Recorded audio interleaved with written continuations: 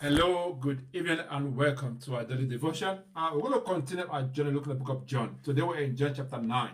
So I'm going to read from verse 1 to verse 9. Now, as Jesus passed by, he saw a man who was blind from birth. And his disciples asked him, saying, Rabbi, who sinned, this man or his parents, that he was born blind? But Jesus answered, neither this man nor his parents sinned, but that the works of God should be revealed in him. I must walk the works of him who sent me while it is day.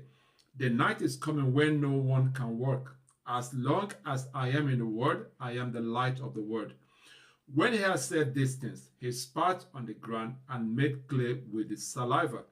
And he anointed the eyes of the blind man with the clay. And he said to him, go wash in the pool of Siloam, which is translated sent. So he went and washed and came back saying, therefore the neighbors and those who previously had seen that he was blind said, is not this he who sat and begged? Some said this is he, others said he is like him, and he said, I am he. I believe the disciples are like some of us, or like most of us, that when things happen, we always try to understand, find out why it happened. We ask the question, why did it happen to me? Why is this happening to me?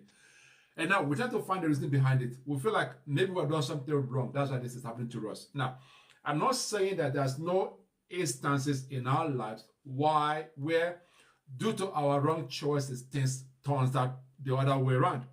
But what I'm saying is this. Not in all cases. There are things that are going to happen to us that we don't have a hold on. There are things that's going to happen to us that I can't understand why it happened to us. So instead of asking why, the question we should be asking is this: how? This is my belief.